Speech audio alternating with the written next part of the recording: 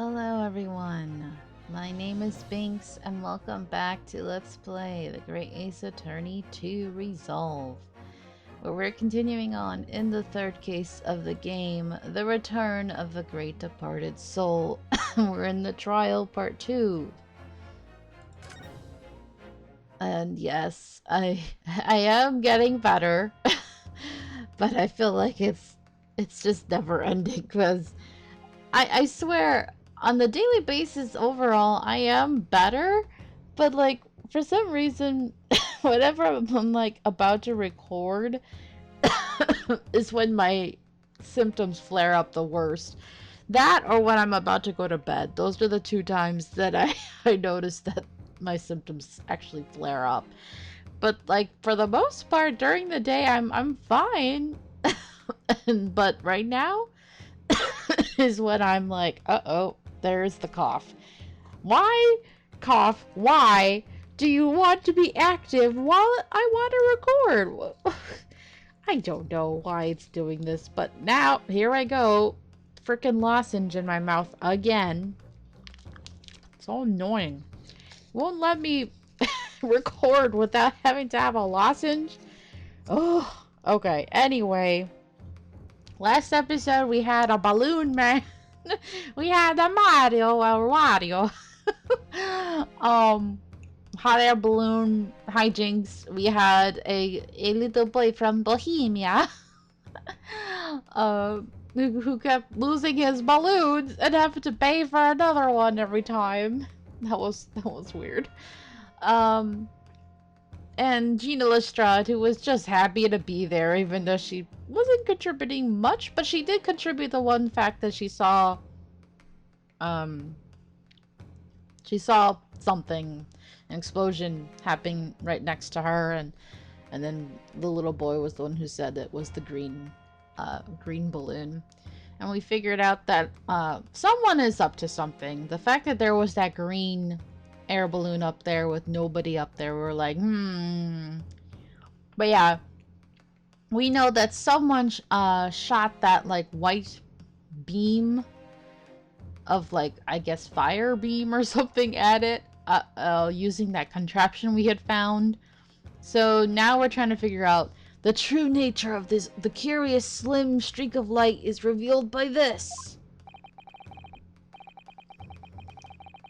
which to me is like a crossbow. That's what it looked like.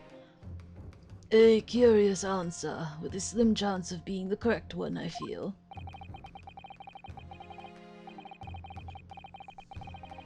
Okay. They're making it look like I did something wrong? I don't know. I don't even remember what I had presented. Dang it. It looks somewhat like a piece of firework. But whereas fireworks dazzle their audience, you fizzle out in a remarkably disappointing way. Oh no! What did I present last time? I don't remember. I was wrong? Insults dressed up in colorful metaphors are still insults. Oh no! What did I present? What did I... Didn't I present the crossbow? I thought that was the correct one. They're telling me I was wrong?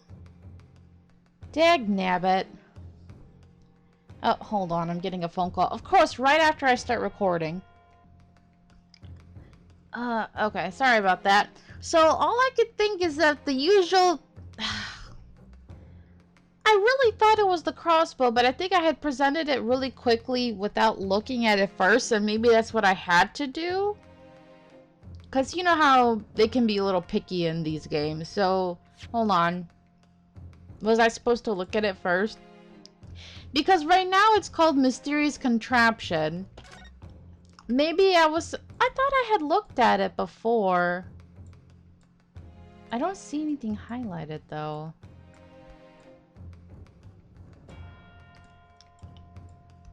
Oh no! I was supposed to look at it in order to verify that it's a freaking crossbow, right? Is that it? Oh, Binks. You should always examine all your evidence beforehand. Dagnabbit. Ah, there's some sort of lever here. There. That's it. Dagnabbit, Binks. Why? Why? Well, I was in a hurry to end the episode last time, I think. That's probably why. Because it was going on pretty long. Dang it. Dang it. And I just presented it without doing that. Shoot. What is this? It looks like a cross between a bow and a gun. Yeah. I think it's probably used for the same thing, too. Yeah, crossbow. Yeah. That's what I needed to do. Strangle myself. Okay, okay. A weapon found hidden behind a tree under the experimentation stage at the exhibition grounds.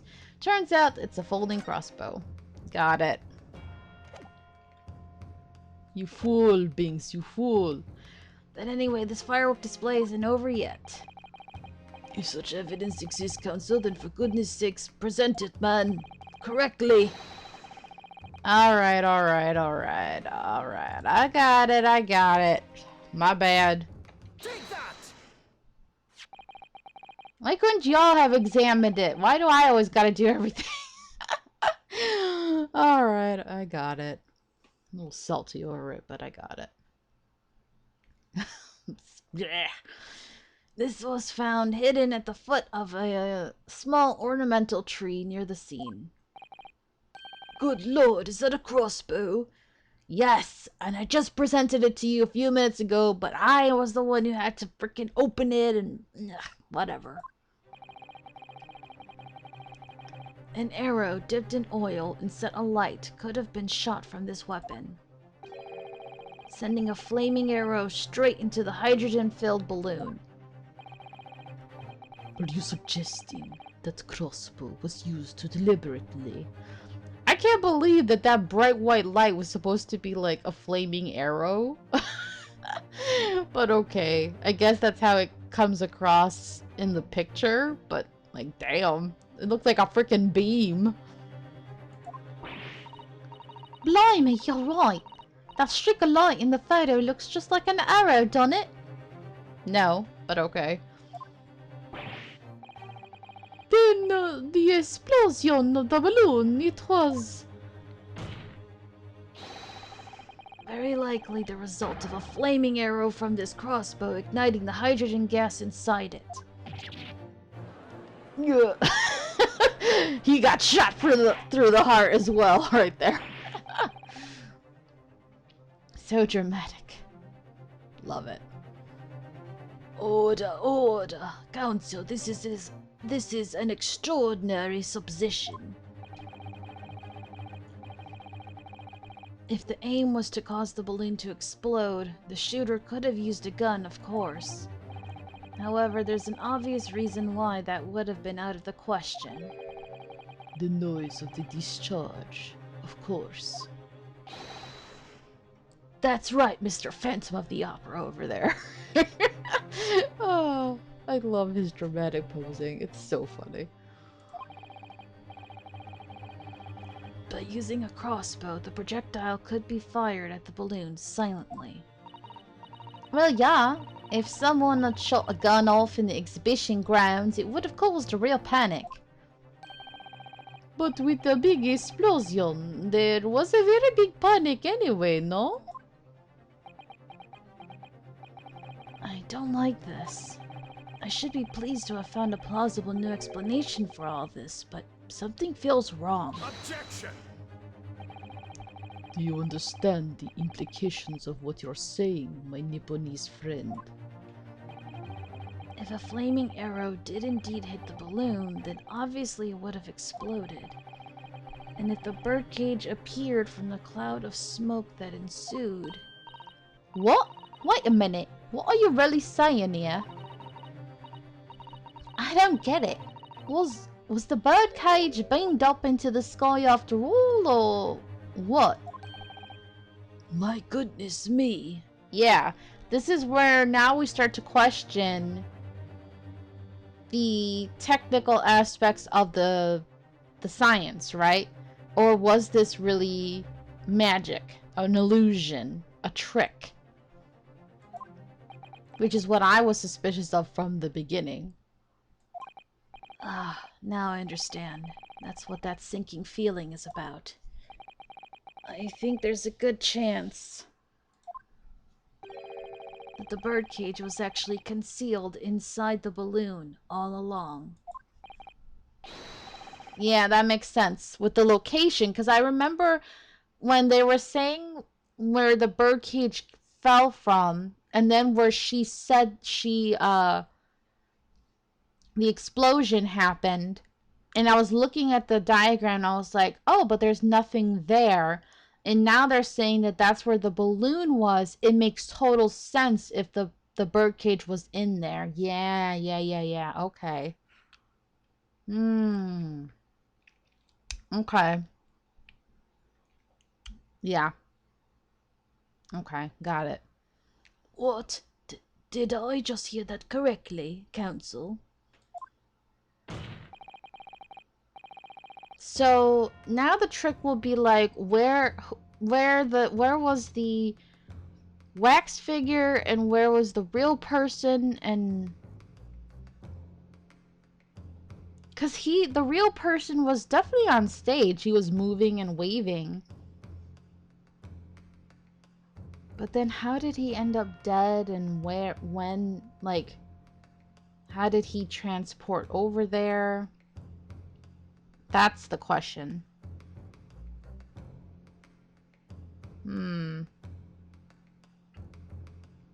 Unless the dead body that they saw there wasn't him, that it was the wax figure? And then at some point they switched it and they put his body there? His real dead body? That's all I could think, right? But then I start getting suspicious of, like,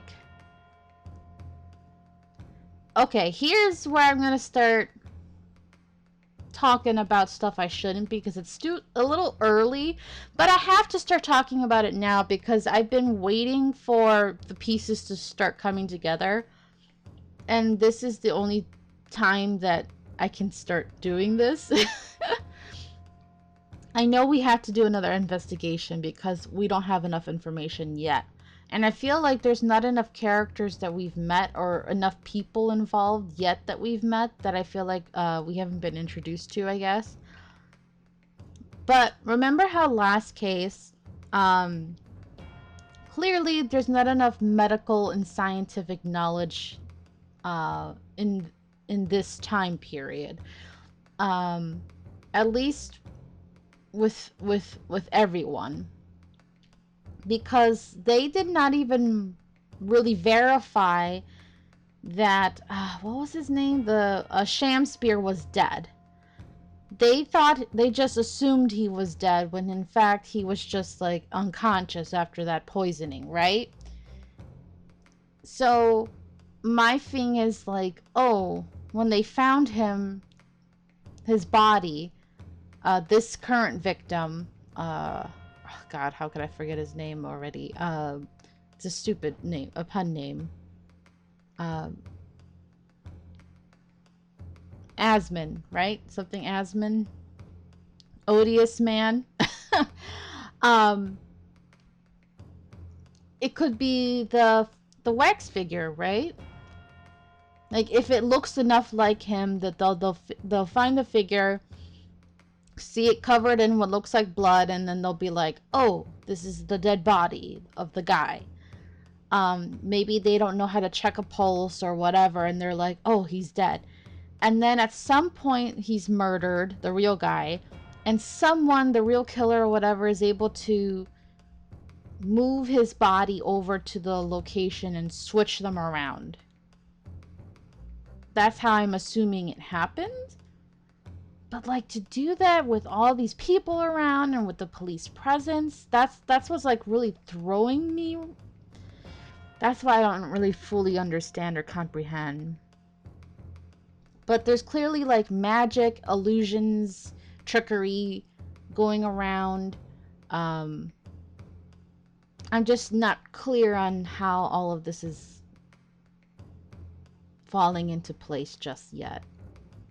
But I'm intrigued and curious to see how that's going to happen. Because it has to be the wax figure, right? That's what I'm assuming. It has to be involved somehow. If it's not, then I'm like, what's the point of that? What is the point of a side quest talking about this wax figure? And I mean, the only thing, I mean, you're probably, the guys who know the thing about the wax figure already because you've seen it play the game are probably telling me, no, Binks, why are you assuming about the wax figure?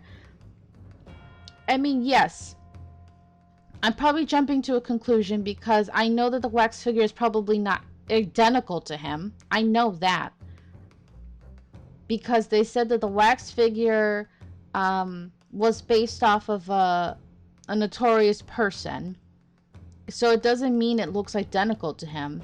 But maybe it looks similar enough to pass off like at a quick glance. Or maybe all they had to do was just add glasses and a wig or something just to make it look enough like him. You know what I mean? Like maybe they have the same height and like body type.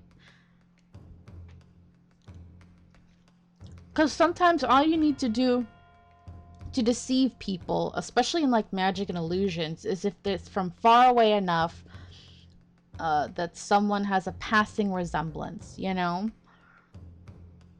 But I don't know. Maybe I'm wrong. Maybe the wax figure is not going to come into play the way I think it is. That would be disappointing to me, though. Because with all that importance of that storyline, for that to not come into play that way would be like, what the hell is the point? Alright, anyway. There's no going back now. The horse has bolted. Okay, now they've added that.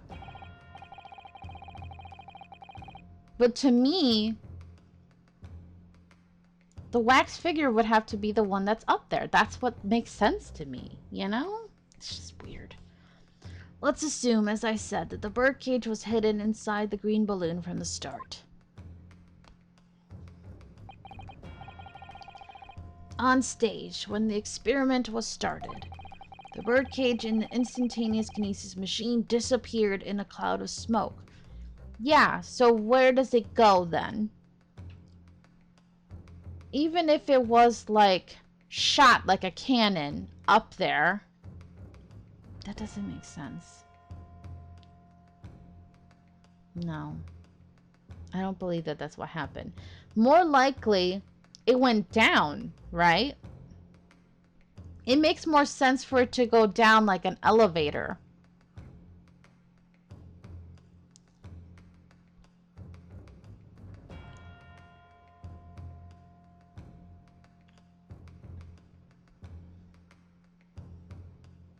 That's what makes sense to me.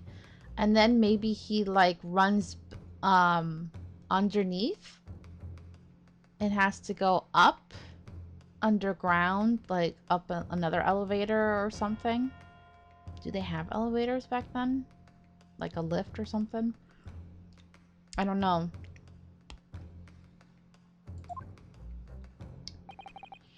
At that moment, the flaming arrow was fired from the ground, causing the green balloon to explode and drawing the attention of the spectators to the sky above their heads. From amid the smoke, the hidden birdcage then appeared to fall down and crash into the crystal tower. So, for someone who likes magic and illusions, I know when something that loud and noisy happens, it's normally to distract, right? That's often the case with that. So everybody would be focusing their attention upwards and not looking elsewhere. That way they wouldn't see what's happening at a lower level.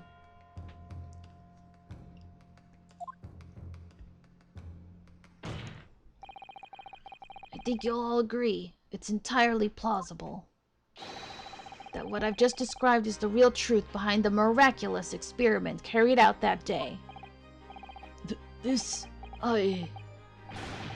Good grief. Objection! This is ludicrous. What you've described is no science experiment. It's child's play. A contemptible display of stage magic. Yep, you used the word. Both Mr. Holmes and Iris said that the experiment was a scientific impossibility. In which case, this is the only way to explain what happened that day. And in any case, the victim's body was found inside the birdcage in the Crystal Tower. If the instantaneous kinesis didn't take place, how do you explain that?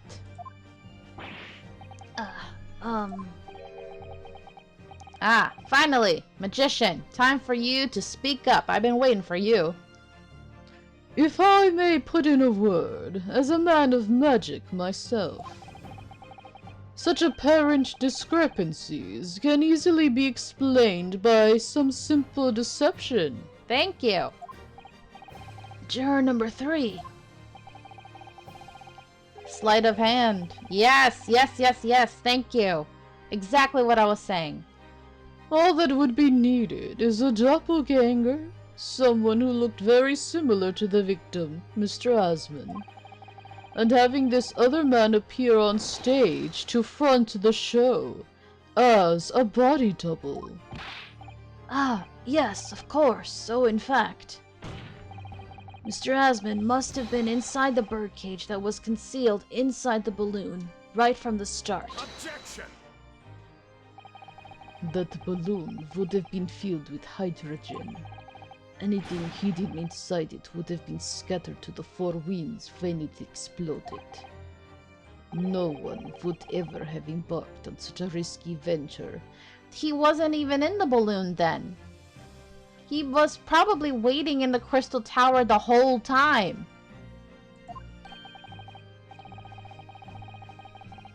Oh, but they did say something about like his injuries, right?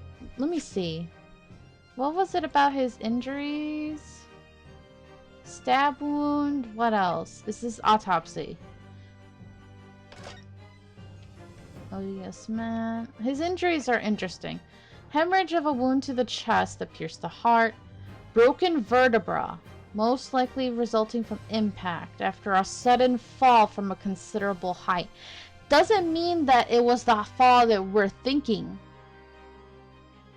It could have been a fall from somewhere else, like from the elevator, like the lift that I was imagining. You know what I mean? It could have been a fall from a stairway. He could have fallen anywhere else, because there was some lot of tall buildings around, right? The Crystal Tower itself.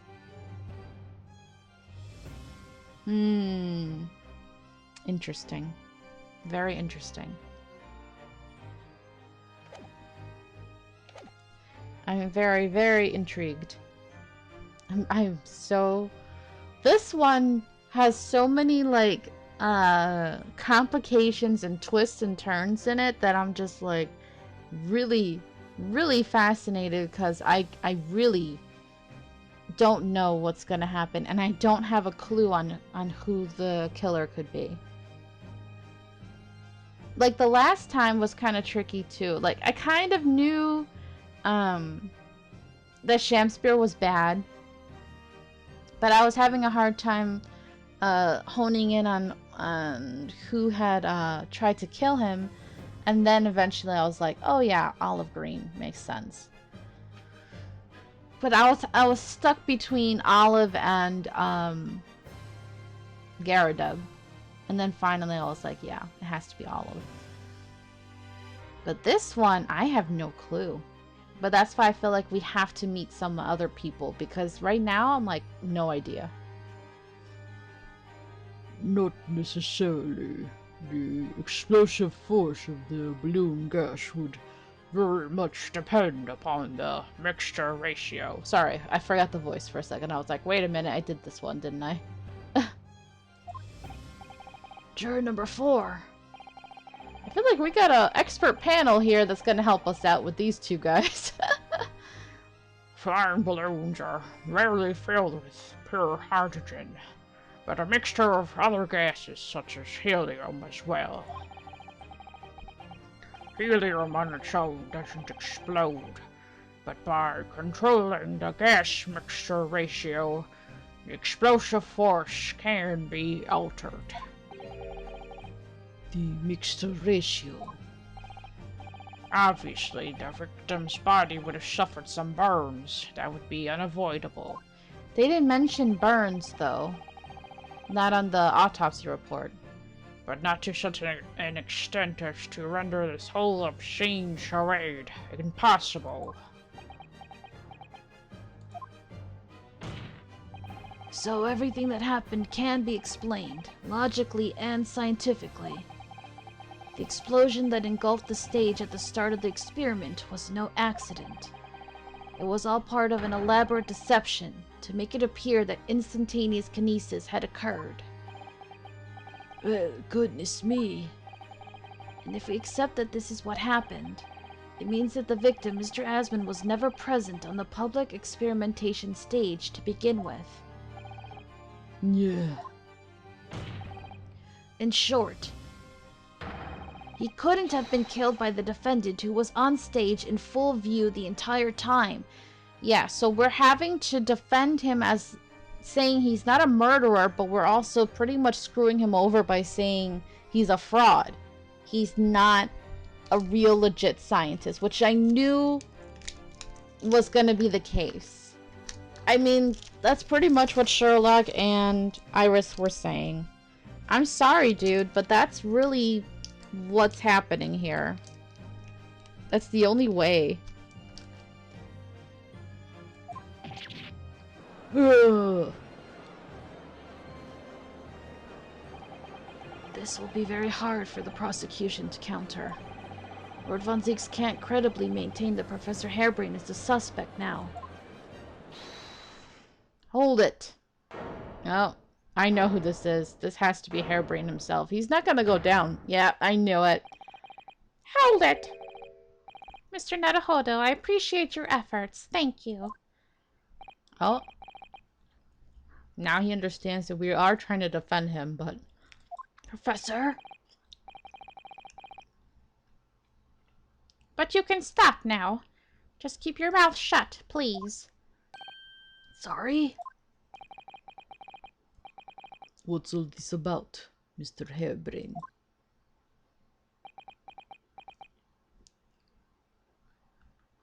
Oh. I, Albert Harebrain, hereby confess that it was... What? You idiot! What are you doing?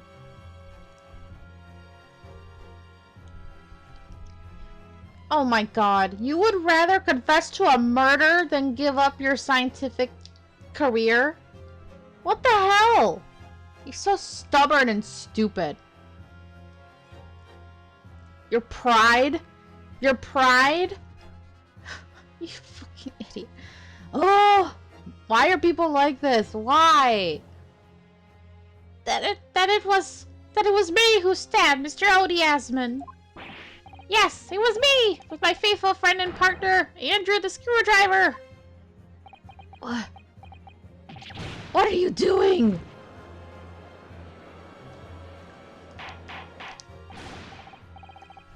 Ugh, I can't even.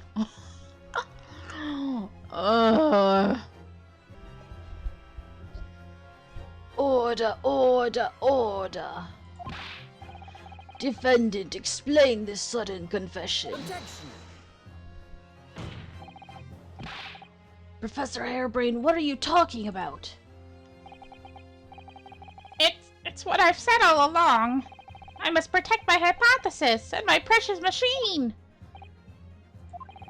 You stand there and claim it was all a trick? All an elaborate prank But where's your proof?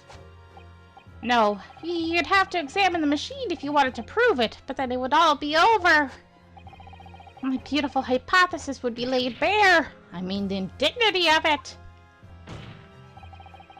It's clear that you drew the plans for the experiment, but you didn't actually build it. Yeah, so that's why I'm very sure he doesn't know all the details. Oh shoot, it went by without letting me. It's quite conceivable that you were duped, Professor. If you'll just let me, I can explain. I can prove. Barack! Yes. I'll cooperate. I'll do whatever you say, I swear it. So please, ensure the Special Dispensation for Scientific Equipment Act is adhered to and protect my creation. Oh, you idiot.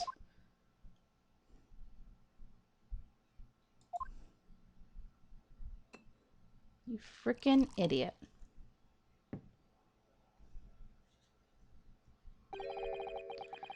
Pray forgive the discourtesy of filling my hollow chalice at this critical juncture. Here's to my learned Nipponese friend. And his upcoming attempt to clarify the defense's position in the light of the accused's confession. He's like, good luck, bro. You're screwed. Oh, he's actually like, I pity you. Yeah. Dude, your friend is a piece of work. Do you intend to formally assert that the experiment was nothing more than a conjuring trick? Because the moment you do, the Special Dispensation for Scientific Equipment Act that protects the professor's invention will cease to apply. The prosecution will then demand a rigorous examination of the machinery involved in order to establish the truth, which is what should have happened from the frickin' beginning. So stupid. That stupid act. That is so dumb. However, if you acknowledge that the machine is genuine and instrumental in the victim's murder, any chance of investigating will be crushed, and the confidentiality of the professor's hypothesis preserved.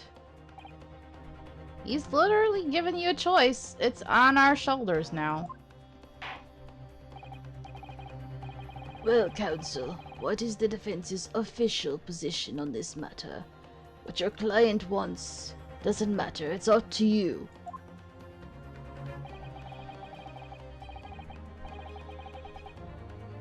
What Professor Hairbrain, my client, actually asked of me was to prove that the explosion on stage was an accident and protect the secrecy of his hypothesis. But there's no way to do that without implying the professor's guilt. Do I protect my client's life by asserting his innocence? Or do I uphold my client's request but see him condemned? He's freaking insane that he really was willing to do that. Like, that's crazy.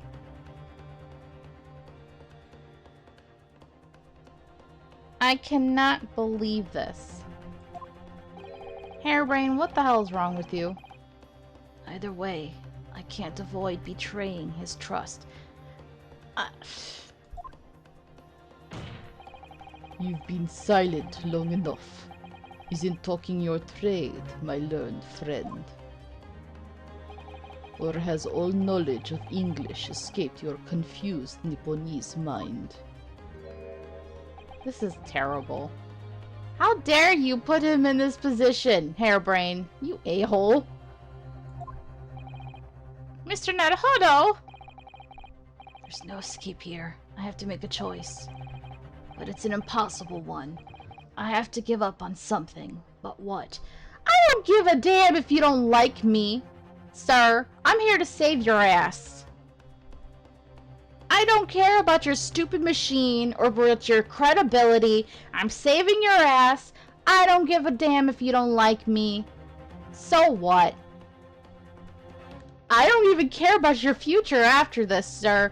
I'm saving your life because it looks better for me. You know? I'm here to save my reputation. You know? You gotta think about it that way, Ryunosuke. Screw you. Think about yourself, Ryunosuke. You just got your badge back. Do you know how bad it would look if you screwed over your own client? And didn't get, you know, and let him be guilty? Knowing that he's probably innocent? Bruh. You gotta think about it that way. Oh. The defense asserts that the defendant's instantaneous kinesis machine was in fact... Ah, screw that. A conjuring trick, because I know that that's what happened. So I don't care, Hairbrain, you a-hole.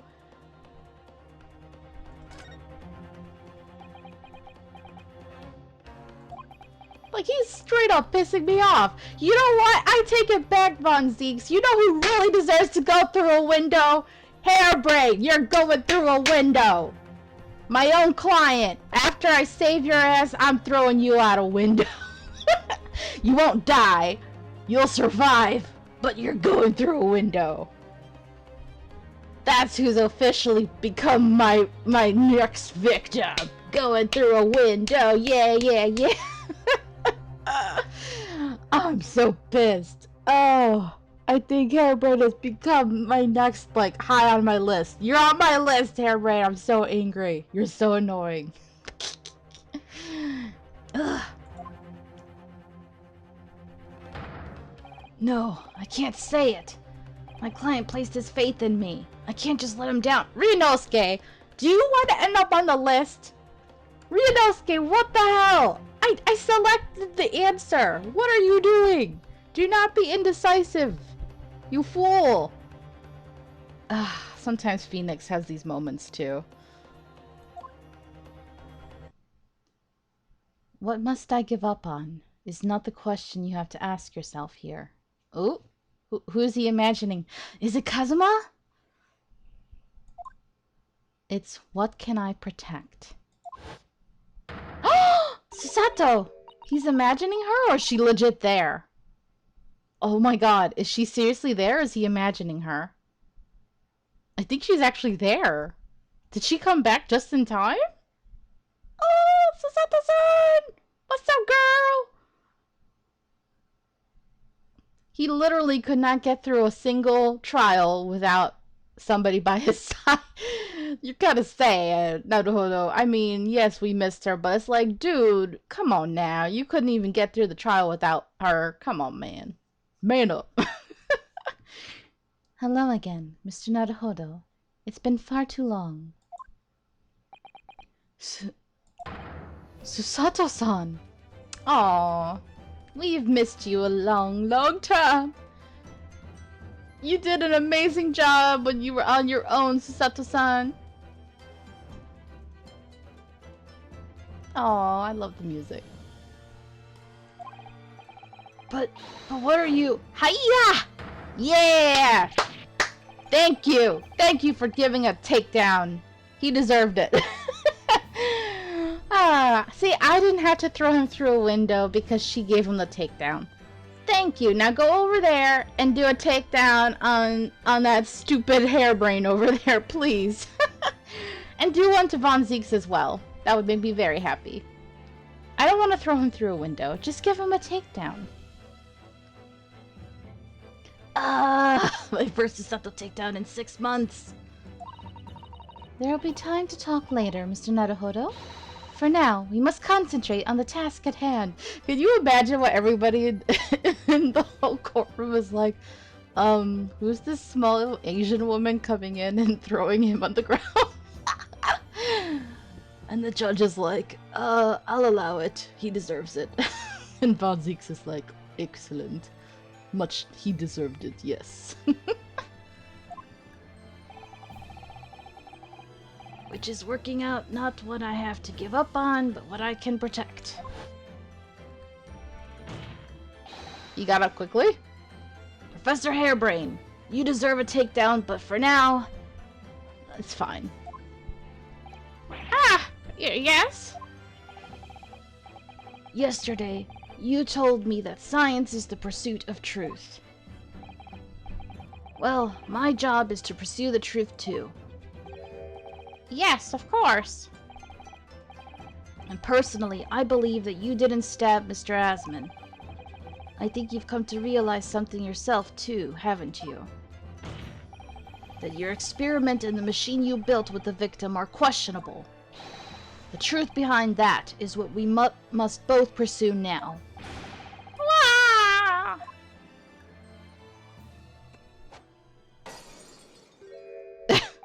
Why do you keep throwing bottles, sir? You're gonna hurt somebody one day. So, you finally opened your eyes. What? And as for you, Albert, you can't ignore this any longer. Ah, Having heard my learned friend's assertion, don't you have something to say? Barack. Lord Von Zeeks, why couldn't you have stepped in and done something? Why'd you have to leave it to me? I'm not allowed, remember? I'm the opposite side. Although he could have done what the stupid idiot Hairbrain asked, and he could have just said, "Yes, we're gonna take what you said as the confession and just end the trial right here," right? But he didn't. He actually went to Ryunosuke and said, "Hey, you have a choice here." So to me, that was his way of helping. So I give him that. Gosh, I've never heard him speak that way before. Yes, Susato, the character development has been happening slowly but surely. We're finally there. And all it really took was this yellow-haired idiot over here. Oh, I kind of ship it. Yes, yes. He needed this little idiot over here. In truth, there is one thing. Something I've remembered that's of relevance. What? On the day it happened, just before I began the experiment, I saw a man near the stage. A man holding that crossbow. Why did we have to fight to convince you for you to say something? Susato-san, please take him down. Gladly. Please. I beg your pardon. Hold him in contempt. He's pissing me off, sir.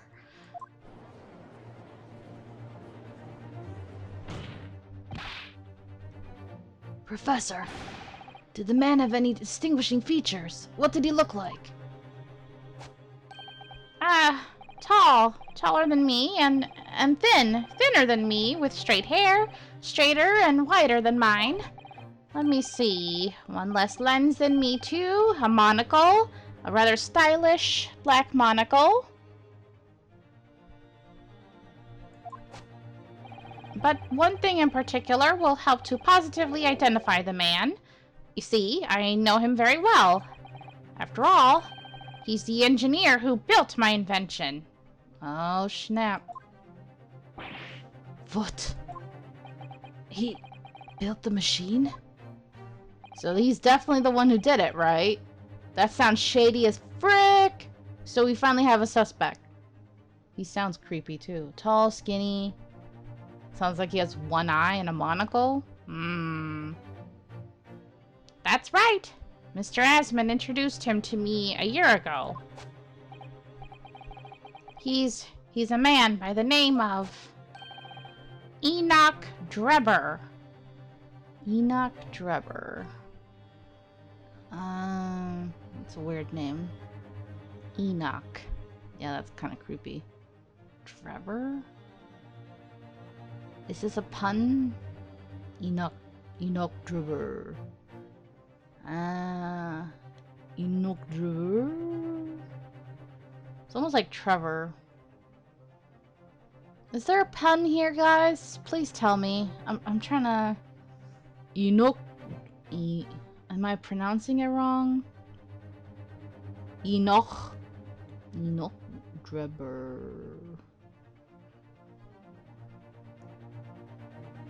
I think the word Enoch means something, doesn't it?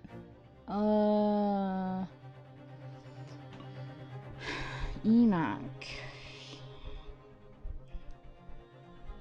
Is there a pun? I feel like I've heard that one too from a Sherlock Holmes.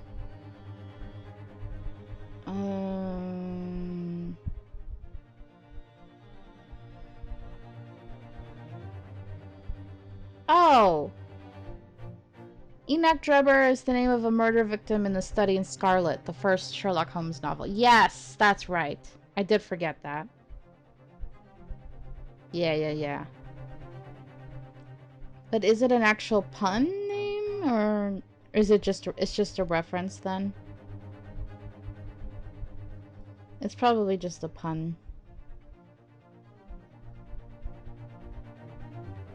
I don't see anything about a pun.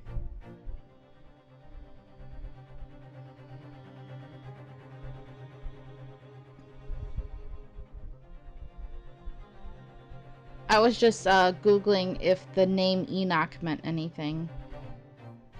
Enoch meaning... dedicated, trained...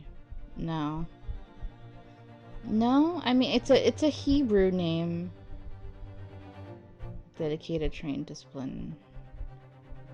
Oh, I think I was thinking of the word... was it epoch? Right?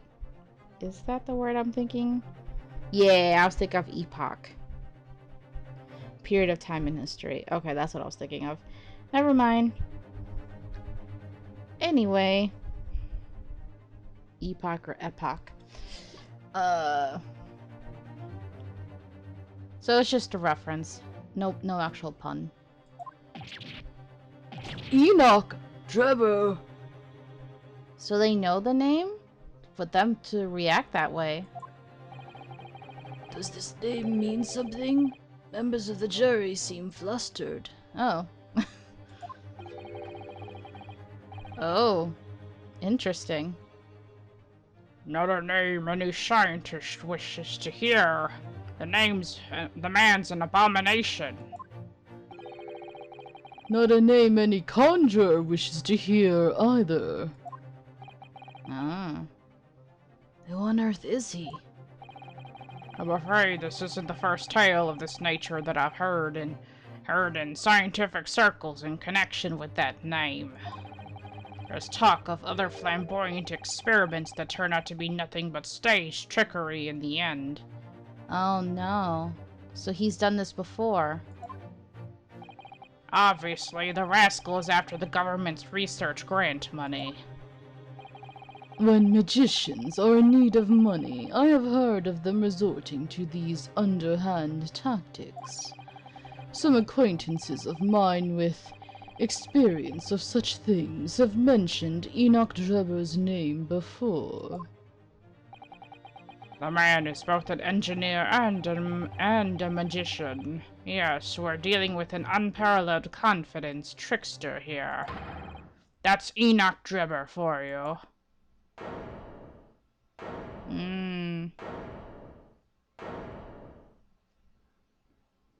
You got screwed. Totally.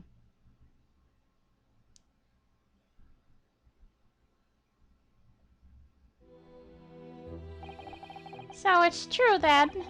My invention, my great machine, it was just a grand illusion? Considering what we've just heard about Mr. Drebber's character, I'm sorry to say that sounds increasingly likely. Even though no one else believed it, I wanted to. I wanted to believe that machine would function exactly as my hypothesis predicted. Which is why you are so opposed to it being investigated, I presume. I knew that if the machine was examined in detail, its construction would give away my hypothesis. Obviously, I didn't want that to happen, but at the same time, I knew that if it was found to be nothing more than a trick, than a work of deception, then everything I'd worked towards, all my research, all my dreams, my whole life would be over. I was terrified at the prospect. Dude, all you gotta do is start over then. So you really had no idea then, did you? About the true nature of the machine that was built, and the true nature of Mr. Drebber. I never questioned anything. I didn't want to question it. I mean, the fact, it's kind of weird to me. If you came up with the idea of a machine, the fact that you wouldn't want to oversee it being built at all, and you would just leave it in the hands of some random person that you didn't even, like, have a say in picking? That's so naive. I know that you are a harebrain, but like, wow, dude, wow. Eesh. That says a lot about your character, dude. Yikes. Yikes. It's entirely possible that Mr. Asman and Mr. Drebber were working together to use you as a means of fraudulently acquiring the research grant money.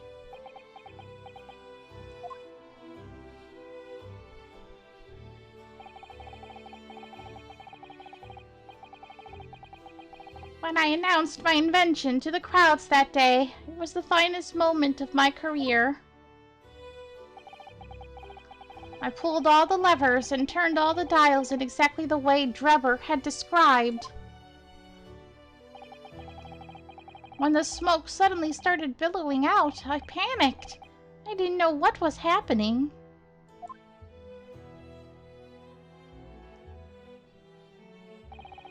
But I really don't know how the whole illusion was made to work.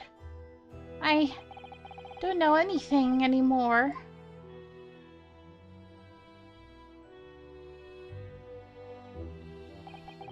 Let me confirm one final point with you, Professor.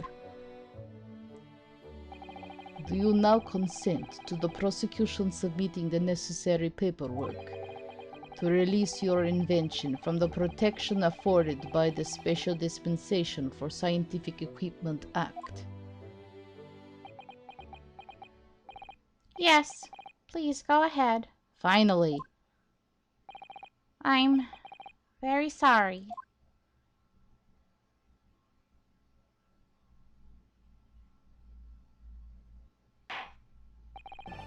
It would appear that we shall have to suspend proceedings for the remainder of the day now. Lord von Zieks, My lord, the court has newly been made aware of another party whose involvement in this matter is critical. yes, Mr. Drebber. Gather information about the man. If possible, I should like him served with a subpoena. With pleasure, my lord. Now, counsel for the defense. Yes, my lord. When we reconvene, I shall be looking for one thing and one thing alone from you. Evidence that the defendant is innocent of the crime for which he presently stands accused. I understand. Good. In that case, this court is adjourned until tomorrow morning.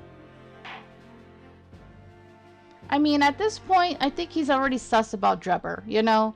But that's why he's like, just give me some evidence that you guys didn't do it. And I'm already kind of leaning that he didn't, but we just need some more proof, you know?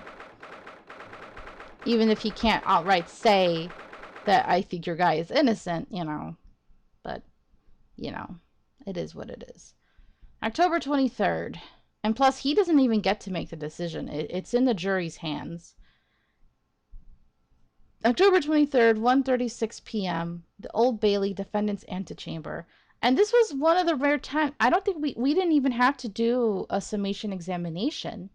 The jury wasn't, like, eagerly trying to convict him right away or anything. So that was pretty good. Even though they were looking bored at times in the beginning, they weren't, like, super eager and thirsty to convict him. So that's nice.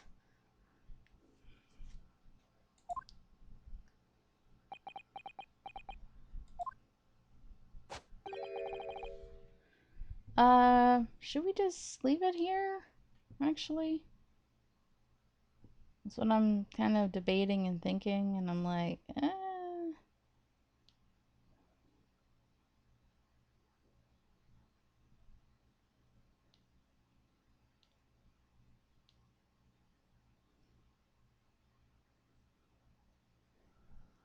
Mr. Naruhodo, Yes? I'm, I'm, I'm, I'm so sorry. I was wrong. You were right. I tricked you. You trusted me. I dragged you into my mess.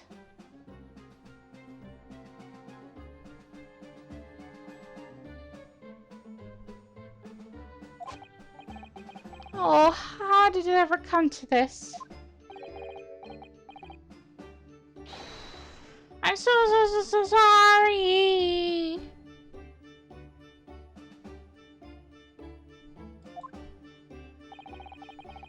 Do you really have no idea, Professor? About what Mr. Drebber was really up to, I mean? About what he was really constructing? Naturally. That machine was the embodiment of my hypothesis, of all my hopes and dreams. I had complete faith in it. Alright, in that case, I won't say any more. Now, sadly, the murder accusation against you still stands. So we must do as much investigation as we can before the trial resumes tomorrow. Well, thank you for doing so much for me.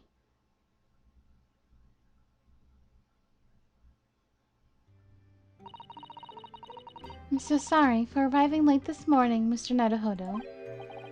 Arriving late? Didn't you receive my postcard? I wanted to let you know when I'd arrive. Postcard? What postcard? Ah, so that's what Iris meant. I heard it from you, Reno. Said it would be a surprise. Well, did it work? I was surprised, alright, especially when she threw me to the ground. Oh dear, I'm so sorry. I was just so happy to see you again that it sort of slipped out. Maybe we could stick to more traditional displays of emotion in future. Susie's train was late into London, Victoria, this morning, you see. But we made the coachman really whip the horses hard so she didn't miss the whole trial. I was watching from the gallery for a while, but in the end, I'm afraid I couldn't contain myself. Thank goodness you didn't. Well, I'm glad you didn't. Oh, Having you at my side in court gives me the strength I need to win. So, I'm, delighted to see you back in London. oh, you're too kind, Mr. Naruhodo. I'm delighted to be here. I hope I can continue to be of service to you. Of course, so what's brought you back? Did Professor Mikotoba not protest? Let's save all that conversation for when we're back at home, shall we? You know, I've made one of my most special blends ever for this special occasion. Oh, Iris, how wonderful. I can't wait. Yay! I'm glad I kept going. Susato-san was back in London. It's hard to describe how happy that made me feel at the time. But despite my elation, our tale was about to take yet another extraordinary turn. Alright. To be continued? Yeah, good. I was like, should I stop there? And I was like, no, let me just a little bit longer. Excellent. Okay, now I can stop the episode. Alright.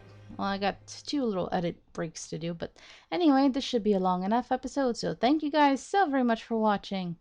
Hope you're enjoying this, and until next time, have a nice day. Bye-bye.